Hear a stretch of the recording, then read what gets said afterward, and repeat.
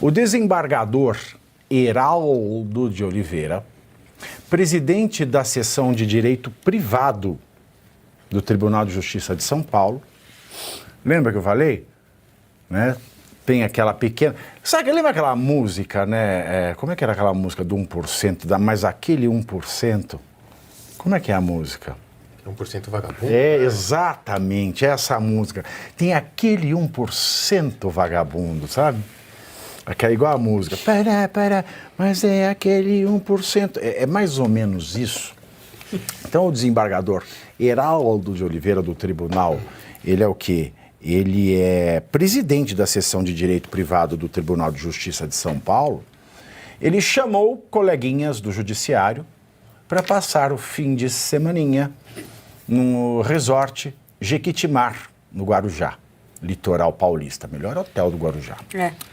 É o top. Segundo o portal Metrópolis, o convite partiu de uma Câmara de Conciliação que, além de nomeada por magistrados paulistas em processos de varas empresariais, é integrada por advogados que têm ações milionárias, algumas delas julgadas pelo próprio desembargador Heraldo de Oliveira. Heraldo de Oliveira tentou justificar o evento e afirmou que, como coordenador, deu apenas, aspas, publicidade aos participantes da ocorrência de jantar e hospedagem em hotel no Jequitimar no fim de semana, ficando a participação a critério de cada pessoa, fecho aspas. Aí a gente fica nesta putaria deste país de você não é pede porque é joia. Não tem lei que proíba a presidente de receber joia. Mas ele, como servidor público, é proibido receber presente, brinde, vantagem de qualquer natureza. E aí? O que vai acontecer com esse senhor? O problema da nossa justiça é esse 1%. Ai, meu Deus do céu. Alguém quer falar alguma coisa? Eu queria defender o desembargador. Defenda, claro, por favor. O exemplo vem de cima. Se os ministros do Supremo fazem algo parecido, por que ele não faria? Né? Se eles viajam com passagens pagas pela iniciativa privada, hotéis pagos, participam de festas, regabofes e afins, por que o desembargador faria diferente em São Paulo? Ele está seguindo o exemplo lá de cima. E se a parte peticionasse, né, vou alegar suspeição do juiz, né? A outra parte seria o certo, né? Vai alegar suspeição, o juiz é suspeito porque participou lá de um evento com a outra parte, mas não vai acontecer nada. E no máximo, né, no judiciário, quando tem uma grande punição, assim, depois de muitos anos, vai para casa com o salário pago, que é a aposentadoria compulsória, que eles chamam. Então, como você colocou o exemplo... Aposenta aí, vai advogar, que você tem entrada, você fica bilionário. E com o salário ainda do juiz. Exatamente. E recebendo, exatamente, que é pago menos por... para a Ludmilla. Nós. Esse é o ponto. Menos para a Ludmilla, porque a Ludmilla... Porque ela é fascista, ela não é gente, ela é bolsonarista. Aí ela não é ser humano. A Ludmilla queria destruir a democracia. Então, como ela queria destruir a democracia, então ela não vale. Meu comentário ia ser exatamente nesse sentido do que o Arthur falou. Quando a gente tem uma corte suprema de um país com juízes que o tempo todo demonstram corporativismo em relação às ações completamente autoritárias, as ações completamente sem cabimento e sem respaldo na Constituição, é evidente que esse modus operandi, ou seja, que essa forma de funcionamento vai contaminar todo o resto da justiça no país. Mas isso, assim, é evidente, é claro.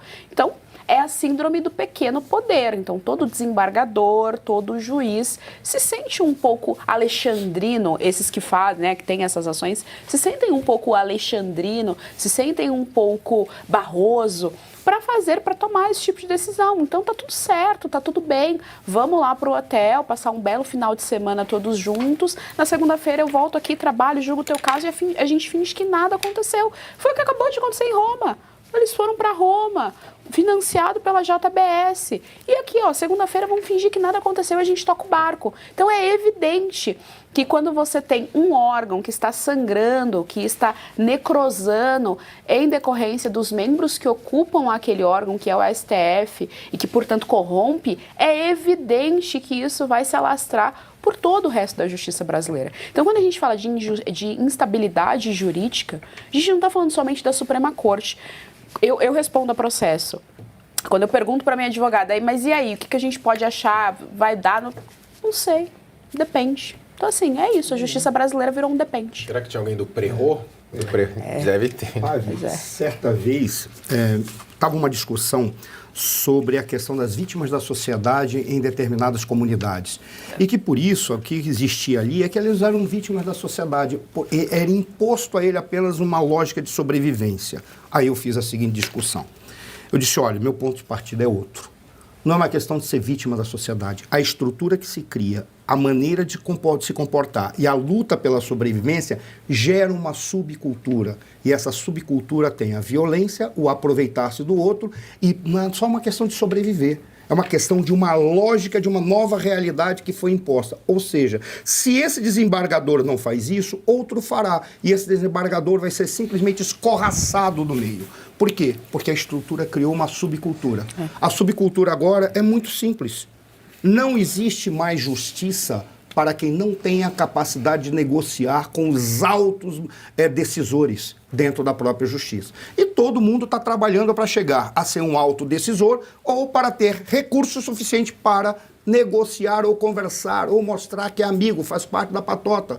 É uma subcultura que foi criada, esse é o problema. Quando fala assim, o exemplo vem de cima. O exemplo já veio de cima em outras circunstâncias. O que está acontecendo agora é uma maneira de pensar e atuar que é uma cultura própria. E foi, por que é uma cultura própria? Porque foi normalizado. Isso já não é mais assustador. Do comum, começou sendo. Isso é uma excrescência. Depois se tornou comum. E o comum é que agora é normal. Tanto é normal que você pega o evento em Roma, pega esse convite para ir passear. Vocês acham que isso está só acontecendo agora? Só com esses dois? Basta que se faça pesquisa. Deve ocorrer vários e vários outros dentro em breve ou aconteceram muito recentemente. A gente nem ficou sabendo. Porque esse é o modus operandi, como a Geise falou, é um modus operandi que constitui uma subcultura. A subcultura é essa. Não existe mais justiça para aquele que não tem a capacidade de negociar com aquele que toma a decisão. Não estou nem dizendo que isso é corrupção, não vou ser maluco de ser processado. Estou dizendo que é uma forma nova de agir. Só que essa forma nova, ela tem apenas um resultado. Não, é corrupção. Isso é corrupção. Isso é corrupção. Está na lei. Pois é. Está na lei. É corrupção. Pois é isso aí. Mas só que tem um detalhe, você fala que é corrupção, eu falo, nós sabemos que é corrupção, o mundo sabe que é corrupção. Só que se você fala que é corrupção, você é processado. Sabe por qual razão? Porque o problema é que hoje, antigamente, para ver como nós chegamos a uma subcultura, uma deturpação da justiça, que antigamente nós sabíamos que não interessa aquilo que você sabe, mas aquilo que você pode provar. Hoje, o que interessa, mas não é aquilo que você pode provar. Porque mesmo que você possa provar, o que interessa é a tua capacidade de negociar, tendo as provas à mão ou não. É isso. Quem tem maior capacidade de negociar, se tem prova, ótimo, é um benefício. Se não tem prova, vale do mesmo jeito.